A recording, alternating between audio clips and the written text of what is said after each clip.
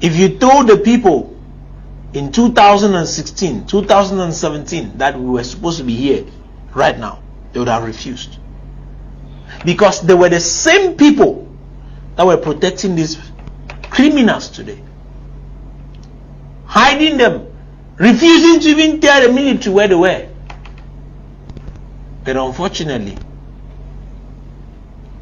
these boys, wheresoever they went and entered in their occultic groups, the blood that they asked them to be spilling, they have not been spilling the blood.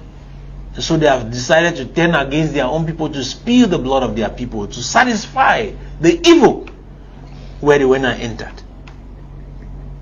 So, Mr. Lee, if you ask me again, where we are right now, we are already down in the grave. And being placed in the grave by the same people whom we actually anointed to protect us. That's what we said when they rose up. That's what they told us, that they came to protect our people. Yes, we keep doing. But how can they be protecting our people by killing them? I don't know if Cameroonians are listening to me. I don't know if any person from the northwest or southwest is listening to me. How can you get into a village? You kill people, children of 13 years. What did they do wrong to you? We have seen children killed of even 1 month before. And we had concluded that, wow, this was a work of the military. I'm still hearing some people say that we should, no, this is they are using those, these guys, demonic words. No, it might be the military that did it, and now we are struggling to put it on the boys. They are claiming to make us believe what we know already. This was not the work of the military. Every one of us knows this. This was the work of the same people that our mothers protected days back. I'll still come back to Bobanki. Months past, the same mothers that protected their children from being killed by the military, these same children turned against them when they started asking the people of the village to pay taxes to them. And the exorbitant amount of money that they asked provoked the mothers to go out. And the mothers that went out are not mothers that they're not women below 45. It was the Fumbuin, as they call it. Fumbuin are women. It is a cult in the Bobanki culture, women cult, which speaks out against evil. These women went out, and these same criminals, in the eyes of the public, caught them, gathered them up, got some of them well beaten and wounded. How can you beat your grandmother if you are not a cursed person? And when they did all those things, you still want me today to believe that no, it is the military that did that, and then came and branded those boys to be the ones who did it? Then there's a problem with their thinking.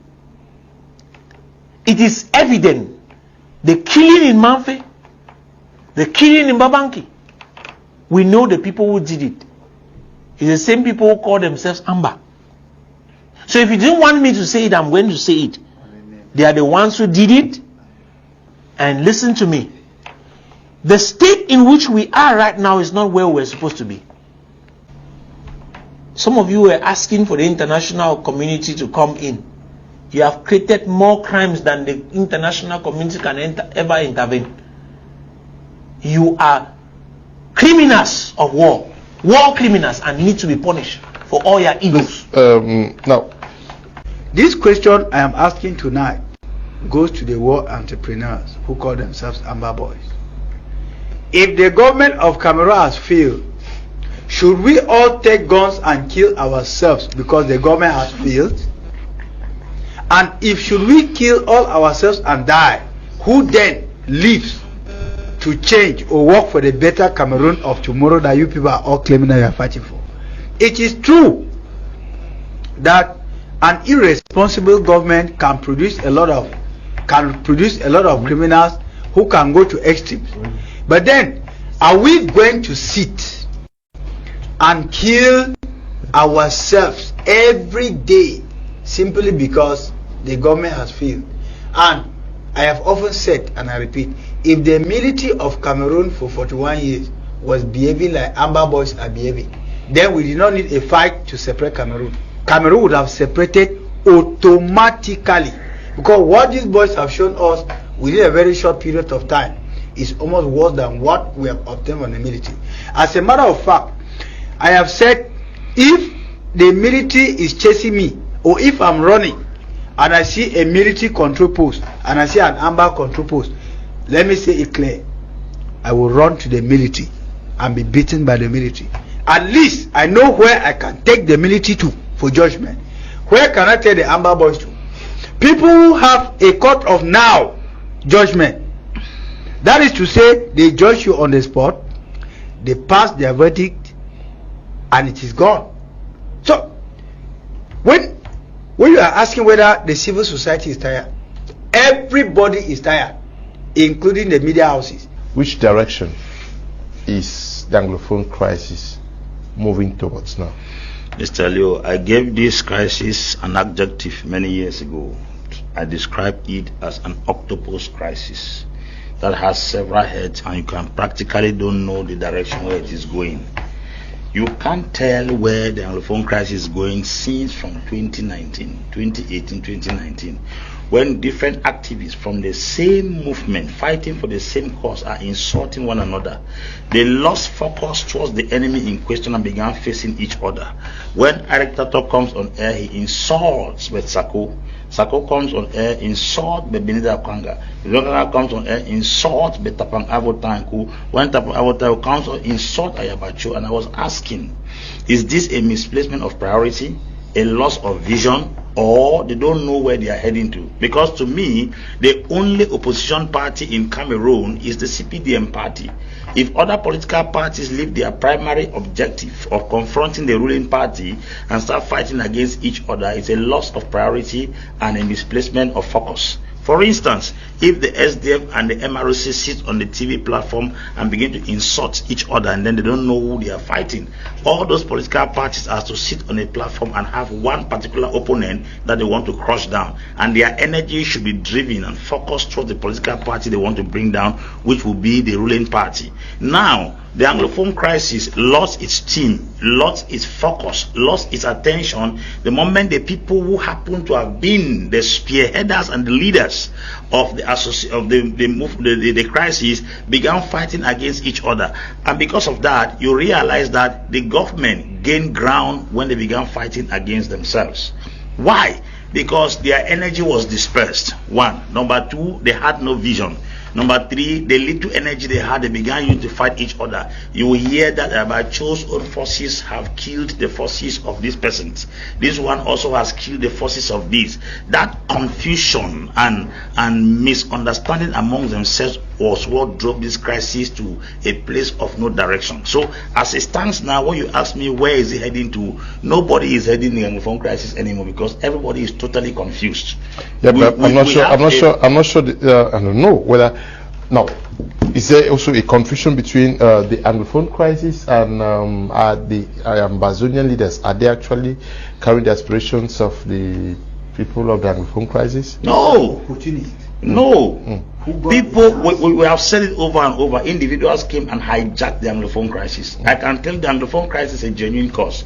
That even some members of the CPDM party are acknowledging the fact there's an Anglophone problem in Cameroon. But the fact that people came and hijacked it and introduced the Ambazonia syndrome is what has affected the Anglophone crisis and caused it to even disappear out of the scene, while the Ambazonia focus is becoming the primordial challenge we have in English-speaking Cameroon. And because of that, the people who actually came with a genuine cause of the Anglophone crisis, they have backed out and they are watching the individuals who have stolen the show, and they are trying to carry it out now in their own way. Now, to even carry out the activities, now they cannot carry it out. They are now fighting against themselves, fighting against each other. We don't even know which of the movement today is the one that is leading, because the persons who were born in 2016, 2017, 2018, they have suddenly gone solo.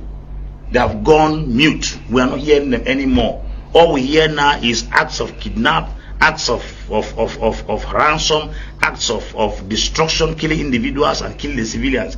I cannot remember the last time we used to have images of military pope being killed. I cannot remember the last time a military man was killed. The time we used to have police people beheaded and their heads hung in the street of Bamenda, I have not heard police people being killed anymore. The times we used to hear that guns were smoking here and there, sometimes you will stay for 2-3 months and begin to ask yourself if you are still in the Anglophone crisis. The thing is gradually disappearing the same way COVID-19 disappeared when the crisis in Ukraine came. So I think it's very certain that most Anglophones who are in the English part of speaking of the country are not even becoming conscious of a crisis again. I think these activities is to awake the conscious that we are being in a crisis. So you guys are already asleep because people are already dormant about the crisis. Newspaper don't carry it anymore. As a matter of fact, even my media prime that is very committed in seeing how we can provide solutions to this crisis that comes up from time to time to step up to us to understand the things happening. The thing would have just like, okay, probably people are sitting in their bedrooms and then they are waiting for the next thing that will happen and then they just swallow it and then stay them quiet. How do you expect that?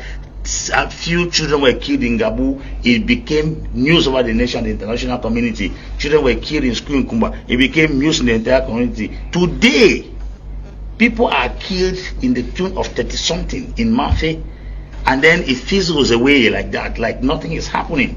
It's not even a matter. It's not even a situation, it's not even a pressure. People are just there. I mean, we have seen corpses, we've buried our loved ones, we've seen houses, properties being burned, we've seen billionaires gone out of business, we've seen people use the crisis to settle scores, we've seen kidnapping. There is no evil we have not seen. Let them introduce to us the next evil that we have not seen, because if it is these things they are doing, we have seen enough of them. So people are becoming very familiar. In those days, life was sacred. When you kill somebody, hey, noise was everywhere.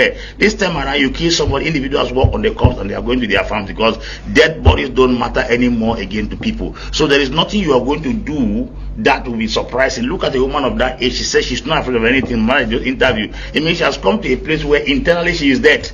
She is saying that thing people are doing is not strange. All of us will die one day. So if it is dead, take me and let me go. Let this thing stop. Is it better than those who died in front of me? Is it better than the pregnant 16-year-old girl who was raped in the course of their atrocities? This mayhem that was carried out recently. These are some of the things that has affected the psychology of people, and it has affected their reasoning. The fear of death is no longer a subject. So that confidence is no longer there. It's no longer there. Okay, it's no longer there. But how do we explain? Because it was reported, I'm sure two years ago, that this was one of the most neglected crises in the world, and 2 years down the line, seemingly the more it is being forgotten. Mr. Leo, is it the lack in strategy to attract to catch the attention of the population across the globe? Mr. Leo, I think from every indication, those who actually needed the favor of the international community did a lot of blunders. Let's begin with those who were doing the sponsoring from abroad, the diaspora. You saw them fighting one against another. That particular confrontation among them went down to those who were on the field, where you could hear this is they call different names. This is these are the forces of this, and these are the forces of this, and they were fighting one another and killing one another. If you want to look very well, most of the so-called generals that were killed were not killed by the military. They were killed by the Ambas themselves.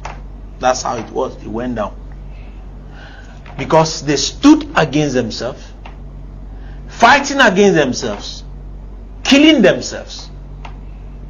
And that was not enough. They turned against the same people they said they were protecting and started killing. How do you expect the international community to see it as a crisis?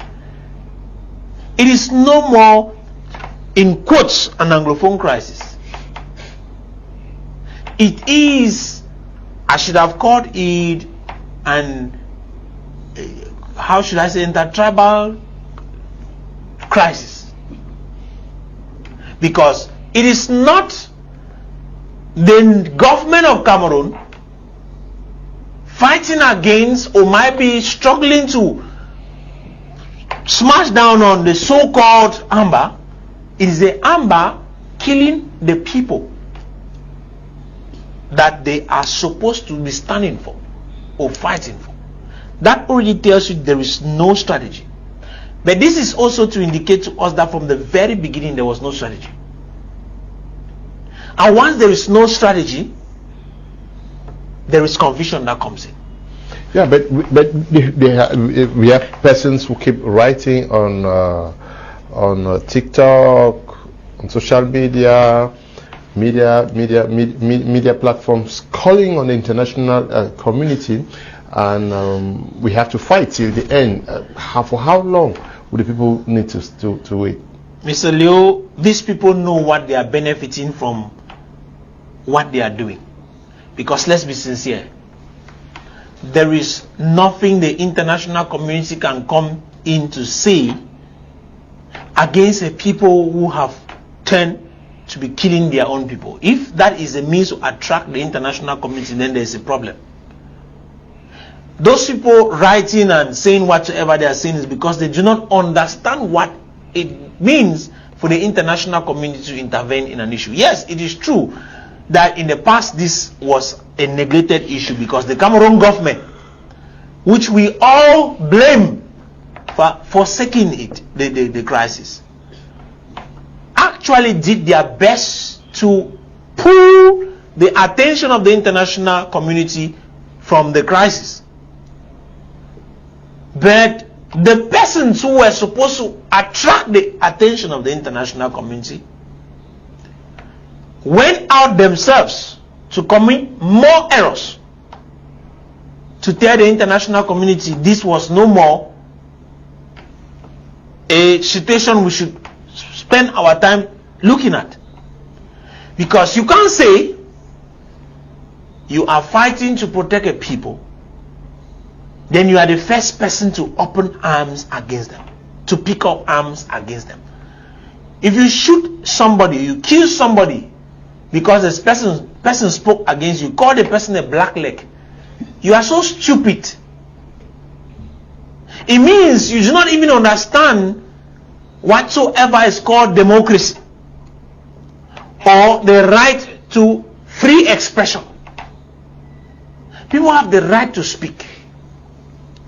It is in the midst of contrary opinions that you show how strong you are. When somebody is able to speak against you and you say, well, I am fighting for your good, but I'm going to protect you still. If you can't say that, it means you are lost. A lot of them, Mr. Leo, are gaining from behind this particular issue. I will tell you this without mixing words. The people that are actually making a lot of profits from this situation, from the both sides, from the government and from among the so-called Amba, they are making a lot of money. Okay. If you go to Nsok land, just a couple of months, a year back, I went to bury my father in Babanki, and I saw something that till tomorrow I keep asking questions.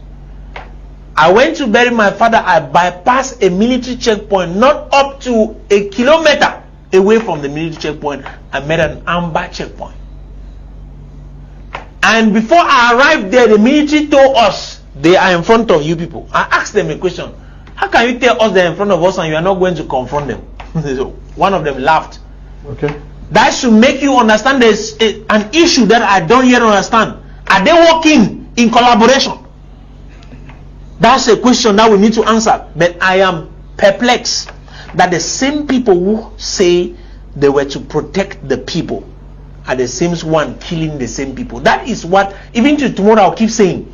People have lost it. Okay. There's no international community that is going to come to protect you. You go in for what you have cost. If things remain the same, our future is bleak. Some of us have abandoned our plots in Northwest and Southwest, the plans that we put there, Amber takes by force and sell, and we are fugitives east of the Mungo. Which means if things stand the way they are today, then we are finished. We have no future. Or our future in the hands of the people we claimed, or some people claimed, that we did not like. Let me use the language of one senator in this country. You see, and again, it is on this very TV platform that one of your journalists interviewed the former Undersecretary of State for Africa, U.S. Undersecretary of State for Africa, Thibault Nagy. And he made it so clear that until those who claim that they are leading or taking the cause of the Amazonian people in court, or the Anglophone Cameroonians, shall speak with one voice, there is no international community coming in anytime soon. I am paraphrasing the words of His Excellency Thibault Nagy. Which means that those who are supposed to market our problem to the international community marketed it wrongly.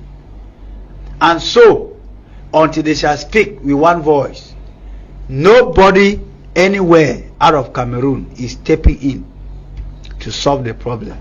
This comes back to what I was saying. The solution to our problem is in our palms. If those in Northwest and Southwest consider and assume that the government of Cameroon is not existing and take things their own way, there will be a way out. Because there are two people that if we keep waiting for them, this generation might finally be wiped off completely from the face of the earth. If we are waiting for the government in Yaoundé, which is already a failed government, we all know. And as far as Anglophone crisis is concerned, this present regime cannot solve it. I say that one and I weigh my words. And if we are waiting for the international community, Mr. Leo, we are finished. You say Ndioum thinks that they cannot solve it, or you are categorical that I am very categorical, and I assume it, because they have had enough time to solve this problem. Only on this platform, following only Prime Act for 1 week, gave this government every ingredient that could be used to solve this problem. I stand to be corrected. There are people who have poured out knowledge here on crisis resolution and all whatnot, but I want to think our government has not been listening. Yeah. But we have done enough. Yeah, but the government will tell you they are solving it their way. If they were solving it, then what just happened in Manfe would not have happened. What happened in Babaki would not have happened. You expected the government to the government has every means, Mr. Leo, to solve this problem. Prof. Mark started a while ago by saying that if we consider that we are in a full-blown war, they should send drones to locate these fellows, these thieves, these criminals, these bandits. Except the government of Cameroon is using a silent language to tell us that they are defeated, which I cannot accept. Okay, Apostle Ambi Valentine, when you look at where the population, on the other hand, we say we must fight till the last man standing. Where do we gather the energy to fight till the last man standing, and where do we put the common man in all of this? Mr. Leo, when we talk about fighting to the last man standing, who is the last man? Because there are many people who are not even willing to fight. Those who are saying these things are not fighters. You should be able to understand when they say they are fighting to the last man standing. Not everybody is willing to fight. So the last man is going to be who? Because there are many people who are not willing to fight. They don't want to fight them anymore. They want back the Cameroon they used to have. They want that Bamenda they used to have. The Manfe and the other places they used to have at first now. Give them back that Manfe to be comfortable. So you say you fight to the last man standing. Number 2, war is costly. War demands 1, human resource, 2, ammunitions, 3, finances, 4 feeding, 5 expatriates, 6 manpower. So where are all these resources I'm mentioning within these people we are talking about who want to fight war? Because we have seen crises that have lasted for 30 years in the case of South Sudan. They were able to stand for almost about 30 years. We are into 7 years in the Anglophone crisis. And what we have done against our own people is worse than what we have done against the military that we seem to be fighting. The Rwandans, Kagame, they stood against the government of Juvenal Habyarimana because they were the minority. They fought as rebels for years before they kicked out. They finally conducted the coup d'etat that eliminated the president. The case of Yoweri Museveni, whom Kagame was part of his army, that helped to kick out meeting Apollo Obote. They fought for years. They had resistance and support. We are fighting for 7 years and we are out of business. The Tamil Tigers fought in Sri Lanka for 26 years, from 1983 to 2009. They finally surrendered. We are into 7 years. I'm 7 years into war. Now we are not eating the same people we said we were to defend. We now kill them. We now take ransom from them. We now kidnap them. How far are we willing to go? Number one. Number two, how much human resource do we have, or financial resource put in place to stand this war for this period of time? Because war is demanding, war is costly. Human lives have been taken to the extent that all the popular generals we had, they have been cleared off the scene. Now the ones we have, we don't even know their names. Why? Where is the human resource or the military equipment put in place to fight this war for long? So fighting to the last man standing should be put into consideration, all these factors on ground, if at all we are even into a fight first. And then if at all we are ready to fight this fight till the last man standing. Now, who is that last man that will be standing? Because most of the people they thought will stand, they ran away. So let us put all these factors on ground, all these emotional, sentimental, and all these kind of feelings that we express over social media, thinking that I'm a political scientist. I put my facts on ground, I do analysis, I do fact checks before I come to speak on air. We do not have the human, financial, material, ammunitions put together to stand this war for the next 5, 6, 7 years. But there was this Goliath and is it David Goliath scenario? It is you people who say this is God ordained. Mr. Lu, never. What you said, you people, that statement is too direct. I did not say Apostle. I wasn't part of the team that said that you people said it's a God ordained struggle. Besides, Mr. Leo, all those who said it's a God ordained struggle are the ones who had God for themselves. I think I'm matured and grown up enough to know God and to hear God for myself. Lastly, what I want to point out is this: we should take cue behind the people who I believe have once fought wars of this nature. Let us take cue behind them and be able to analyze if at all they were able to succeed. How did they succeed? What came behind them to succeed? What did they put on ground to succeed? These are the things put together. Bougainville and Papua New Guinea had a crisis for many years. This crisis stretched until finally New Zealand came in and broke up peace between the two of them and parted the two countries. These are the things we take you behind. Oh, Sudan got independence. Oh, Bougainville got independence. Have you gone into the nitty-gritty to study the process that was put in place before finally they got their independence? These are the questions you will be putting in front of everyone. Put on the table, reason it, analyze it, critically scrutinize the facts, then know if you're supposed to go there or not. Steve McManaman was the U.S. Secretary of Defense when the Vietnamese fought against the Americans. He looked at the war and told the U.S. president that America has lost this war 1 year before the time. That's analysis. American government insisted to fight that war, and when they fought that war, they got the shock of their life because the Vietnamese made a mess of the American government and the American military. Who thought that Vietnam could conquer America? That was because the American Secretary of Defense, Steve Namara, who was the Secretary of State of Defense by then, was the one that looked at the war analysis. We fight war with our mind, not with guns. That is why if you go to the scripture, the Bible says Naaman was a leper, yet he brought Syria out of trouble. Why? A leper does not hold guns. Somebody who has lost the fingers and the toes, but he was the one that used his mind to direct the soldiers. So the fight we are fighting is not a mental fight. That's the reason why we are defeated. We are fight with bullets. We've given guns to people who don't think, who don't reason, who don't do analysis, who don't judge, who have no cartography of war in front of them. They just get up because they think they can press the trigger and bullet comes out. That's war. A lot of factors are put in place, and let me tell you, Cameroon government is using what we call the delay tactics or the Scotch-Egg policy. That Scotch-Egg policy is what Samori Touré used in those days to conquer the French.